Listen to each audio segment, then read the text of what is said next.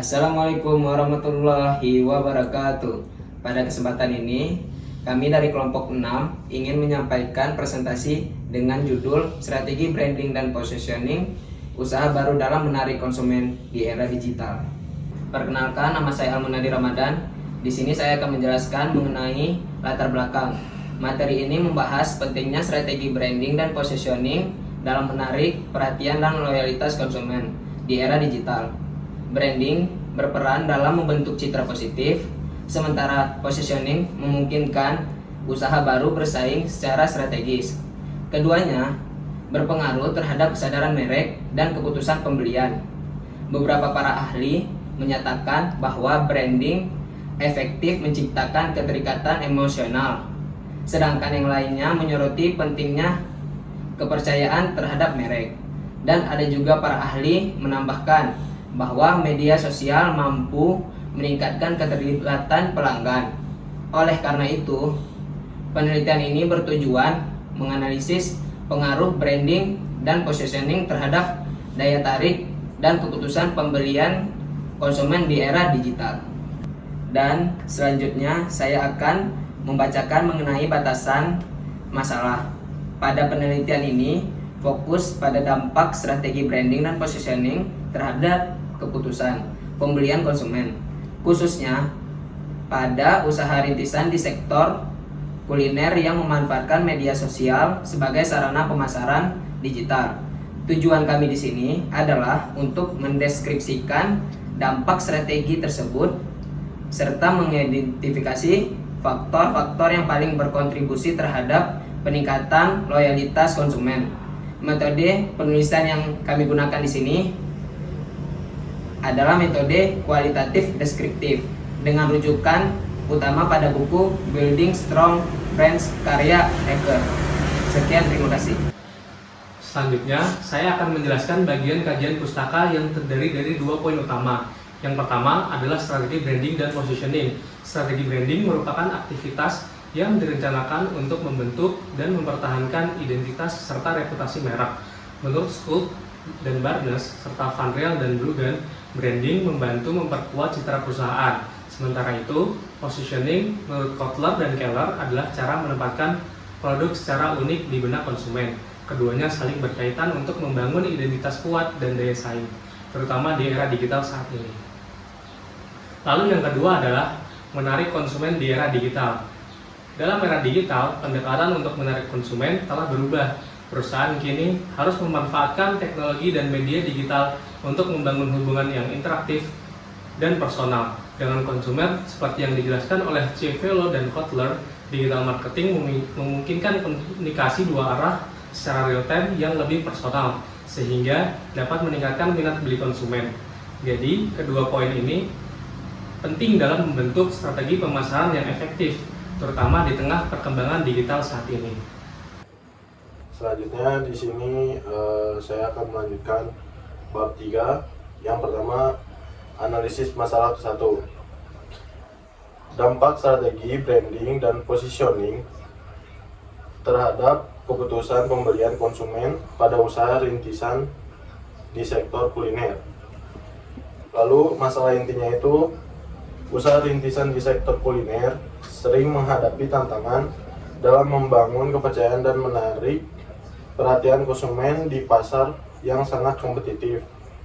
Konsumen cenderung memilih merek yang mereka kenal dan percaya, sehingga strategi branding dan positioning menjadi sangat penting. Lalu, analisis. Yang pertama, branding berperan dalam membentuk identitas merek dan persepsi konsumen. Elemen visual seperti logo, nama merek, dan kualitas produk menciptakan kesan pertama yang sangat berpengaruh terhadap keputusan pembelian. Yang kedua, positioning membantu produk kuliner menonjol di antara pesaing dengan menekankan keunikan seperti rasa, harga, konsep, atau nilai tambah lainnya. Yang ketiga, jika keduanya branding dan positioning dilakukan dengan efektif, maka konsumen lebih yakin terhadap produk terlihat lebih relevan dan berbeda dari kompetitor. Usaha rintisan bisa membangun basis pelanggan awal yang kuat. Lalu, dampak jangka panjang dari strategi yang tepat. Terbentuknya loyalitas pelanggan. Kedua, word of mouth atau rekomendasi dari pelanggan yang puas. Peningkatan keunggulan kompetitif karena merek semakin dikenal dan dipercaya. Lalu analisis masalah kedua, faktor dalam strategi branding dan positioning yang paling berkontribusi terhadap peningkatan loyalitas konsumen melalui pemasaran digital.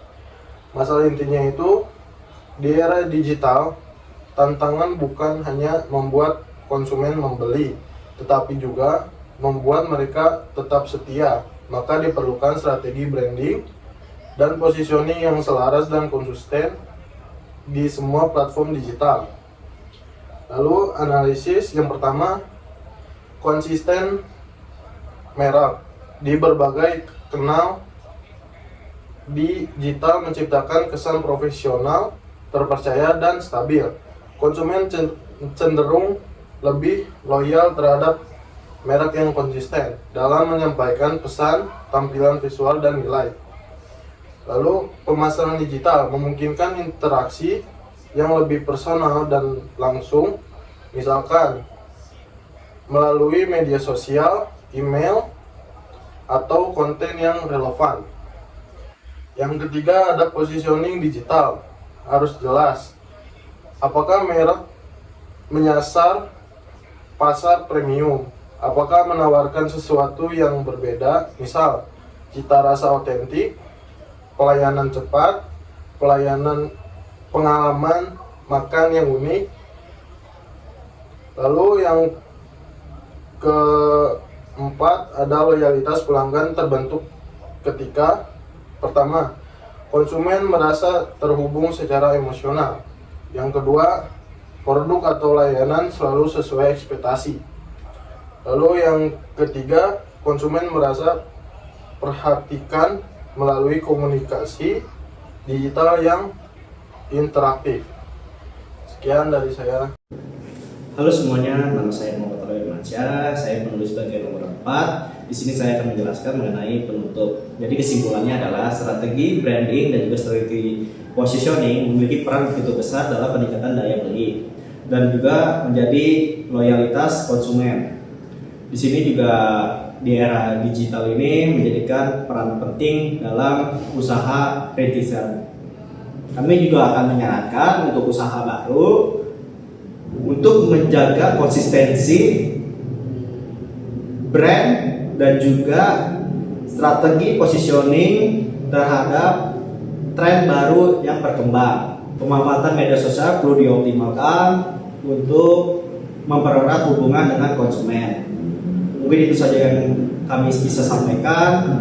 Mungkin ada kurang dan lebihnya, mohon maaf. Wassalamualaikum warahmatullahi wabarakatuh.